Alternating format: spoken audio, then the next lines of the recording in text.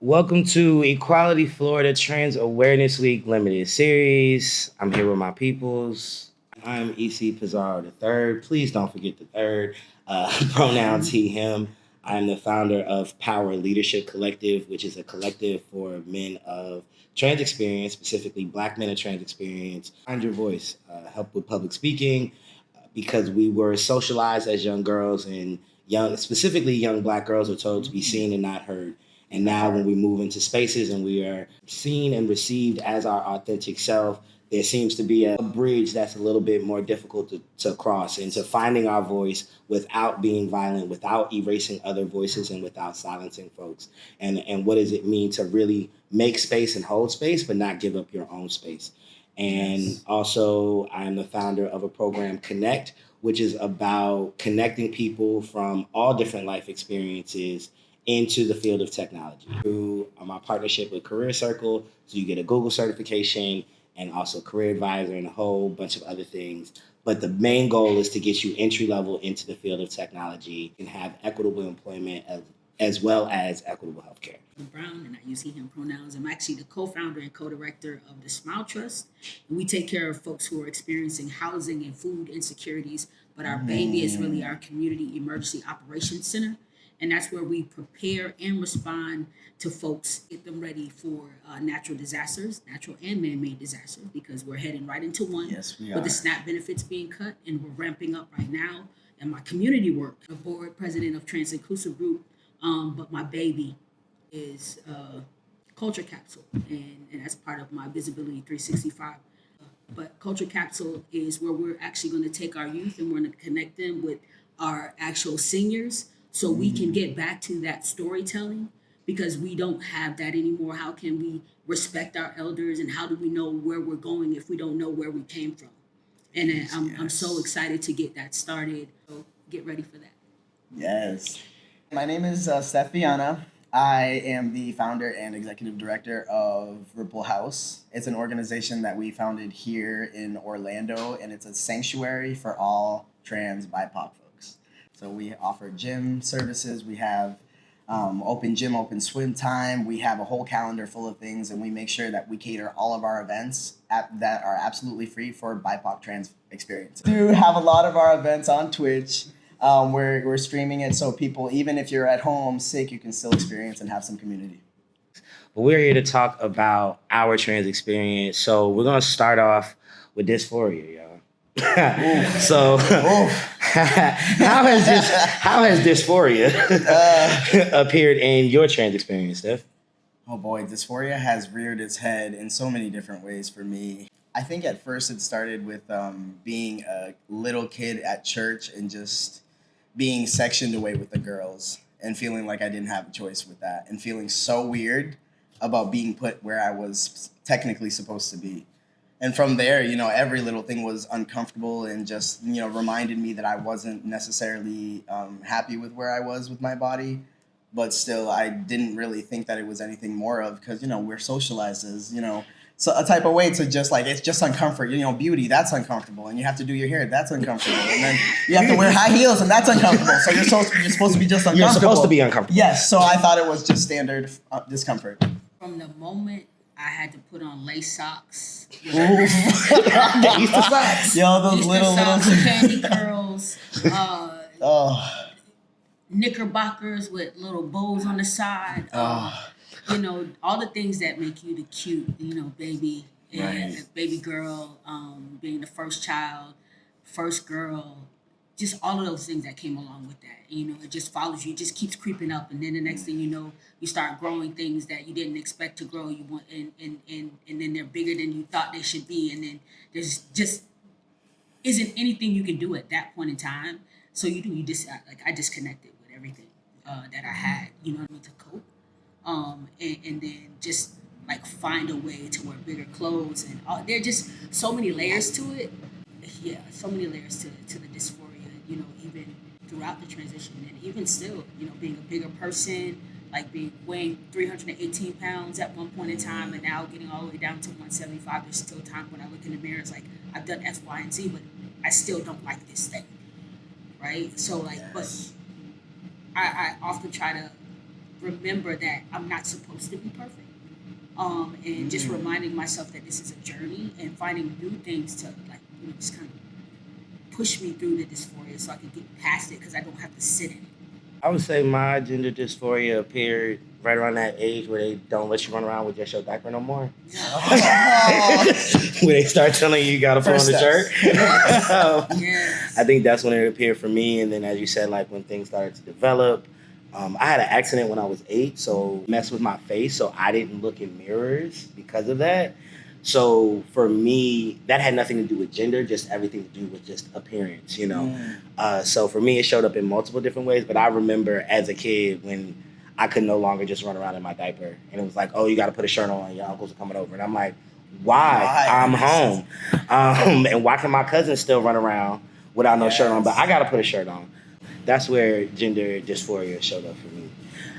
So the next question is, our euphoria moments. So like, when do you feel, I guess, most affirmed and euphoric? I know for me, it's when I get out the shower and I see my reflection. I'm like, that's the man that I've always wanted to see looking back at me. It's like you said, being the firstborn, first daughter, come from a very, I wouldn't say my parents are conservative, but I would say they bougie black folks. I would, and anybody that knows about like upper middle class black folks, there's debutante balls, there's Girl Scouts, there's all of these things that you're expected to be a part of. And I was a Girl Scout from the time I was 5 until I graduated high school. Brownie for about the same amount of time it takes to bake brownies. Yo, same. Can I just say, like, I didn't take 2 weeks of it. I was like, I can't do this no more. Please don't make me do this no more. So when you said that, I was like, whoa, that's a different level. We called it I started calling it gymnastics when I got to a certain age because I did not want my friends to know I was in Girl Scouts. Yeah. Wow. So for me, the euphoria really comes from being everything they told me I couldn't be. Everything that it was consistently like, you're too masculine, you're too this. And I'm like, but it feels natural. So for me, that like those are my euphoric moments of actually being able to look in the mirror and recognize the man that's looking back at me. Right. But go ahead. So I think mine happened like in stages, and it first happened when I'm gonna tell my age and date myself.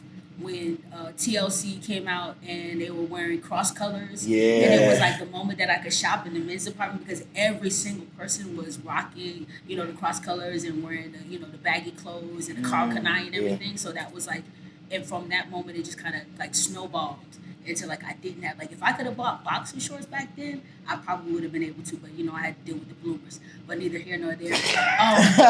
But now as I think about it, so for me, having my gender affirming surgery, having bottom surgery, having top surgery is something that I knew that I wanted to do all along.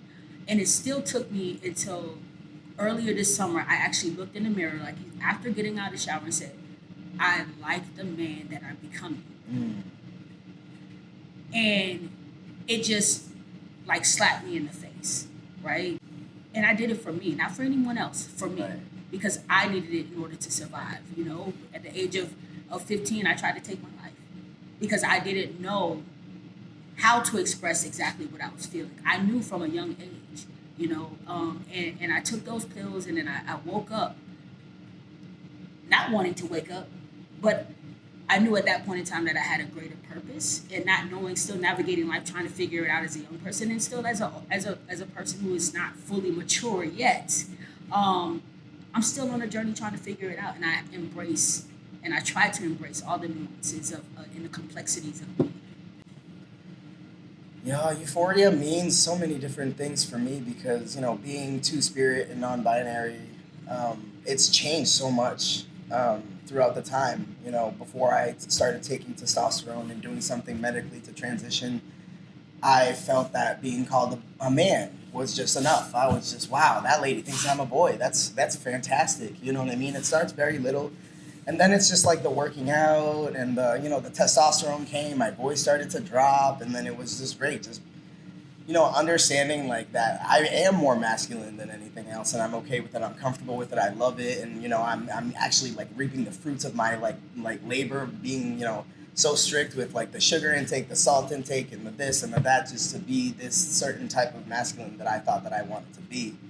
And then now, as I'm maturing into like my transness, I'm just now like 5 years in, and I'm just starting to understand that like the true, like my authentic self is two-spirit, and so there's no such mold of like masculinity or a certain type of body that I should be. So I'm just now like being honest with myself and really just unlearning that and just starting to unlearn all the like, yes, I'm more masculine, but there is no performance needed. I don't think there is for anybody, but obviously not for also a person who's two-spirited and you know, non-binary. So for me, it's now like people who are, you know, understanding of that and, you know, make me feel seen as a two-spirited, like non-binary person. You know what I mean? Like, yes, I'm more masculine, and yeah, you can bro me. You know, I'm not very picky about that, but you know, when someone can see you for who you are, it does feel different. They hold you in a different place, and those that weight of masculinity that people expect you to have, or that like is a norm in most places, they stop being that in that place, and that's when like euphoria really happens for me, where I'm just like, damn, like they know me as Steph, and they know me as the non-binary Steph, and not an ED, not somebody from an organization, but just myself. Right. And that for me is like euphoric as hell, like gender. I completely resonate with what you said around like being recognized and actually seen. Because I remember the first time. So I've been transitioning. I'm going to date myself for about 13 years by the time this comes out.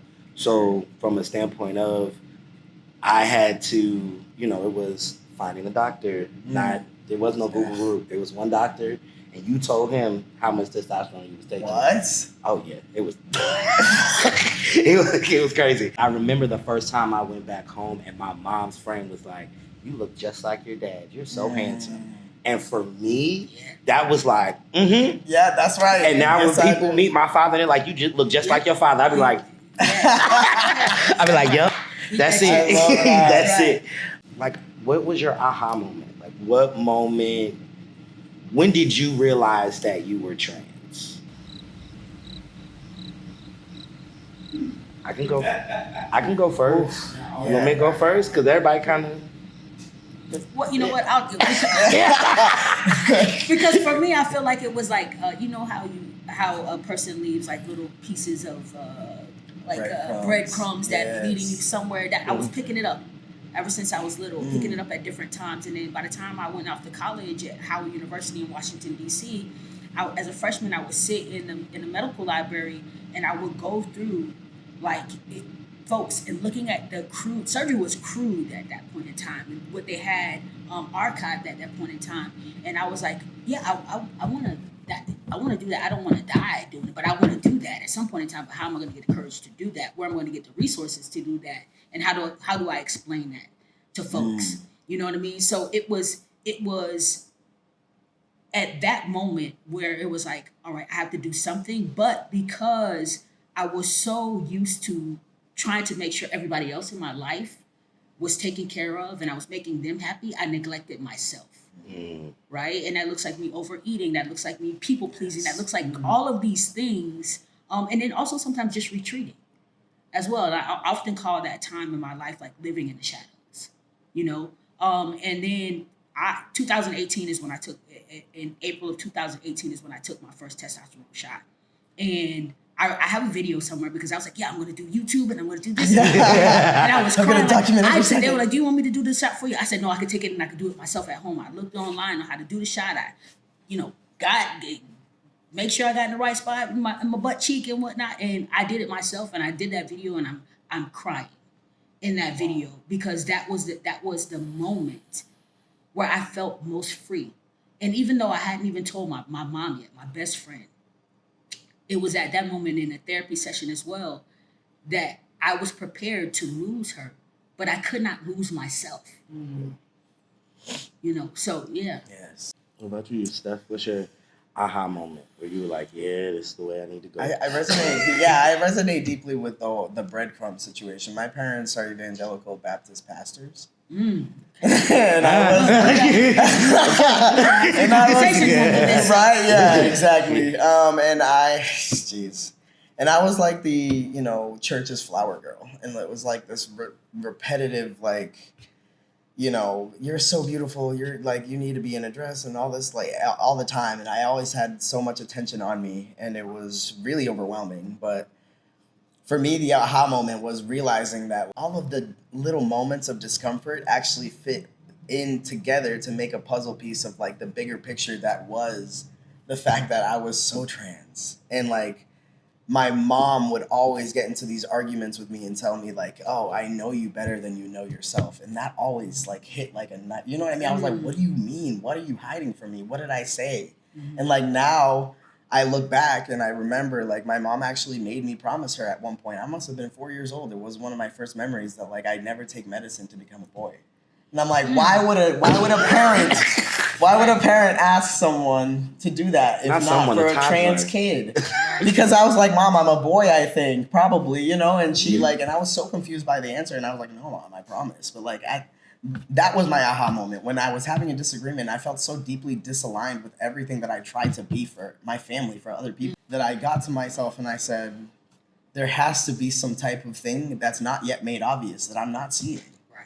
And so I sat with it, with the discomfort, and believe it or not, it was like the silence and stillness of COVID, of the pandemic, that I sat with myself. Why am I so uncomfortable? I can't put my nose into 3 different jobs right now.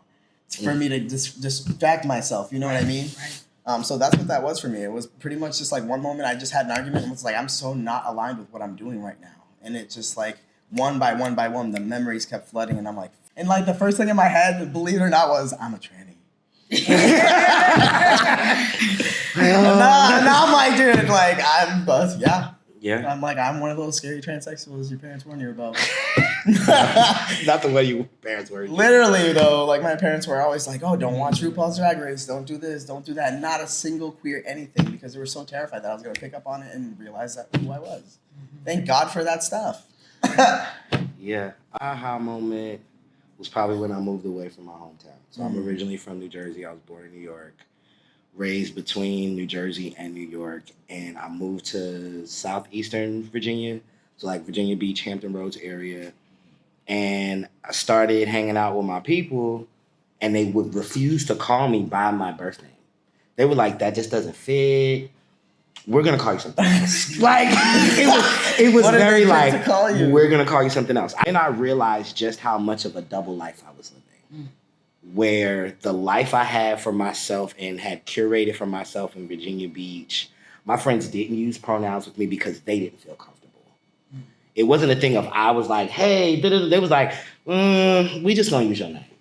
So for years, I had gone just by my name, got clearance for graduation. And, you know, granted, all of my classmates and my teachers have been calling me this other name, but my diploma wasn't about to say that. Like, oh, it's about to break.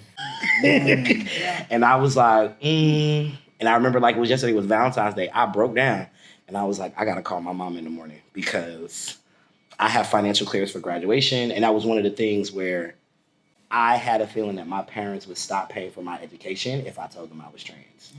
So I had literally lived 2 lives on some, let me get clearance for graduation, because my parents had always said, you have the degree, you should be set, you can do whatever you want to do. So it was like I was watching my friends get kicked out, be homeless, all of those things. And I was like, all right, I'm going to use the cards that I was dealt. I ain't going to tell my parents anything until they paid that final bill and they can't get their money back. No refunds. No refunds. And I called my mom, and the first words out of her mouth was she already knew. Oh. That was the first words out of her mouth, was that she already knew. And she didn't want to make the same mistake she made the first time I came out, where they kind of pulled me out. They were asking a lot of questions about my friends and stuff like that. So for me, that was the aha moment of when I realized just how much of a double life I was living. And when I got that graduation paperwork and it had my birth name on it, I said, oh no, I'm not about to be looking for a job like this. We were talking about earlier, like there's no way to transition. My first thought was never hormones. It was because I had already been quote unquote passing most of my life. Like even as a teenager, I was being misgendered. And he, sir, this. So it was like, all of that don't matter. It's this documentation more so for me. And that's part of my journey, because originally I wanted to live my life stealthily. I just wanted to I'm not a pride person. I'm not a person that looks to even be in the camera or in the limelight. Like I just wanted to just kind of be behind the cameras. But I also knew that if I continue down that path, then like I think about what about the little Britneys? Like what about the little guys that looked like me and felt like me? How do they find a person like us, right? Because I identify as a trans man, right? Like I never identified as being a lesbian. I never called myself that. As a matter of fact, I had a friend, we called ourselves the new breed, and whatever that means. That's it. Just felt better than saying that thing. I remember the first time I went home and I told my mother I wasn't a lesbian pre-transition. The look on her face could have. She was like, "Wait, but that's your girlfriend." But I'm not a lesbian. I don't know what you think. Right, A lesbian is a woman that identifies as a woman, which means that I'm a woman that I'm telling you that I'm not. right. She was That all part. that was before there was language around like non-binary and all that Yeah. stuff. She was all screwed up. Yeah.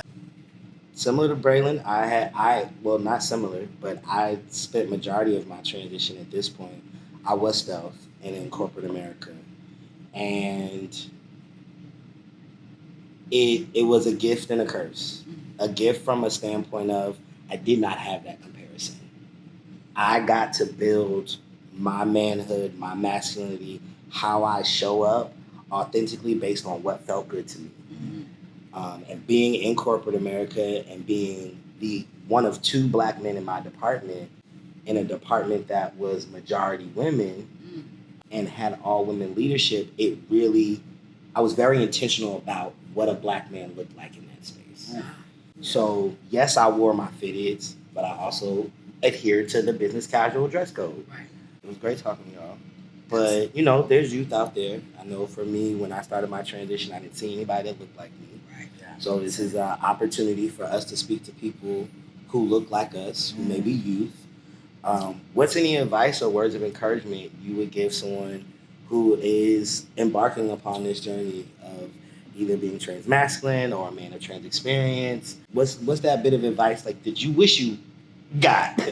I would say, remember that you're not alone. That your community is out there, your tribe is out there, and it doesn't have to be a ton of people. It could just be one or two people. And I wish that I would have had the courage to reach out to more people, but I didn't.